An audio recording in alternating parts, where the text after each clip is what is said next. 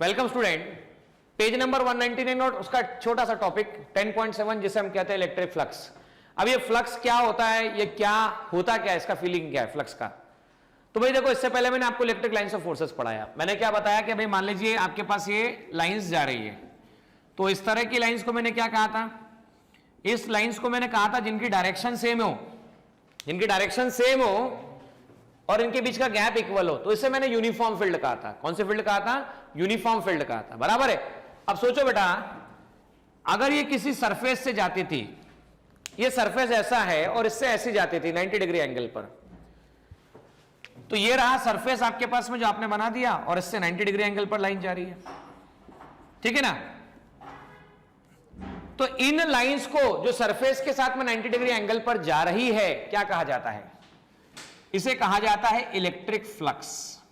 Electric flux मतलब जो line surface से कितने एंगल बनाएगी? 90 डिग्री एंगल बनाएगी। उन लाइंस को क्या कहा जाएगा?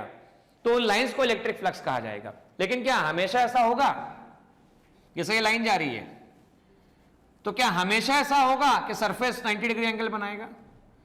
जैसे मान लीजिए सरफेस ऐसा होता, तो क्या ये सरफेस जो आपके सामने दिख रहा है, ये लाइन से 90 डिग्री एंगल बना रहा है? नहीं बना रहा है। तो ये सरफेस है जो सर्टेन एंगल पर है, और ये सरफेस देखिए ध्यान से, ये रहा सरफेस, ये रहा सरफेस। सरफेस का ये जो कहला रहा है, this is normal, this is normal.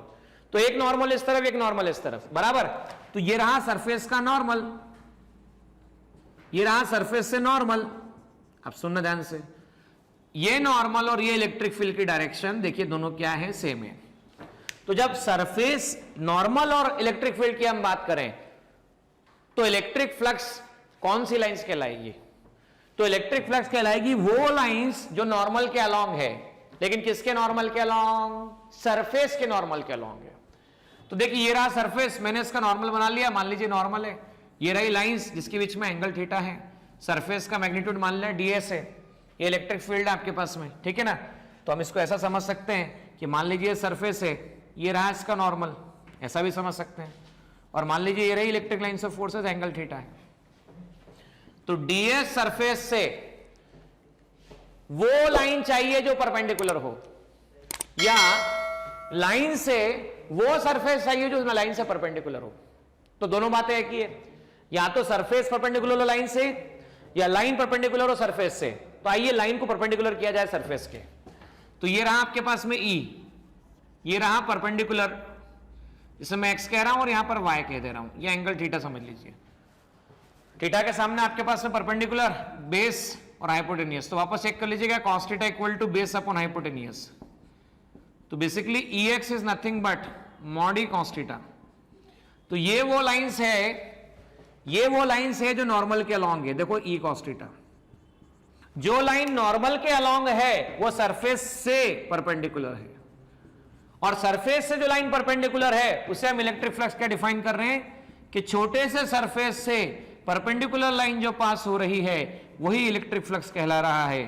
तो mod E mod ds cos थीटा, इसे कहा जा सकता है d phi equal to E vector dot ds, इसे ऐसा लिखा जा सकता है, ठीक है ना बेटा। d phi equal to E vector dot ds vector. आप चाहें तो d फाई का इंटीग्रेशन कर सकते हैं, d फाई का इंटीग्रेशन करेंगे तो आपको फाई मिल जाएगा। Suppose I have taken integration, तो E vector dot ds vector that will become phi E vector dot ds vector close integration. अच्छा, इलेक्ट्रिक फील्ड इंटेंसिटी मान लो ऐसा हो गया, भाई ये लाइंस ऐसी जा रही है, तो थीटा कितना हो गया? बोलो भाई थीटा कितना हो गया? नॉर्मल के अलोंग गए तो थीटा 0 हो गया। तो थीटा एंगल किसके बीच का होता है? सरफेस के नॉर्मल, सरफेस का नॉर्मल और इलेक्ट्रिक फील्ड के बीच का एंगल कहलाता है थीटा। तो पहला केस ले लीजिए, थीटा 0 हो गया। अगर थीटा 0 हो गया तो cos 0 कितना आएगा? तो थीटा 0 होने पर cos 0 प्लस 1 आएगा। थीटा 0 होने पर cos 0 कितना आएगा? प्लस 1 आएगा।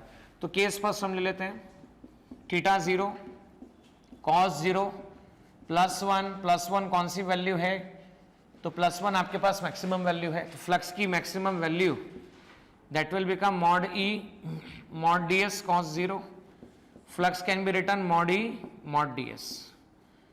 Case second, theta 90 degree, cos 90 0, flux mod E mod ds cos 90, cos 90 0 0. Case third, theta 180 cos 180, cos 180 -1 को कहते हैं minimum, mod E mod ds और cos 180, flux will become minus mod E mod ds. तो हम क्या कह सकते हैं, फ्लक्स में भी पॉजिटिव, फ्लक्स में भी नेगेटिव, फ्लक्स में भी जीरो. तो तीन तरह का फ्लक्स हो सकता है, पॉजिटिव हो सकता है, नेगेटिव हो सकता है और जीरो फ्लक्स हो सकता है. अच्छा, जीरो फ्लक्स की कंडीशन समझते हैं. Let us understand the condition of zero flux.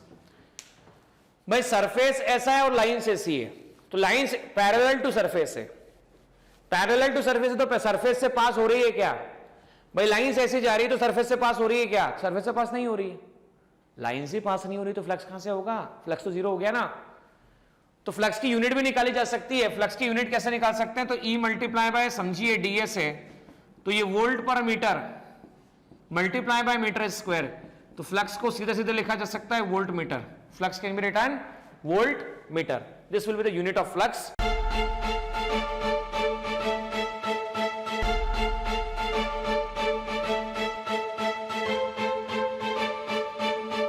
Purohit academy, main branch Prabhat Chowk, MJ college road, Lokmanya हॉस्पिटलच्या बाजूला, जळगाव. आणि पांडे क्लासेस जवळ, बंधन बँके शेजारी, ट्रॅफिक गार्डनच्या समोर, जळगाव.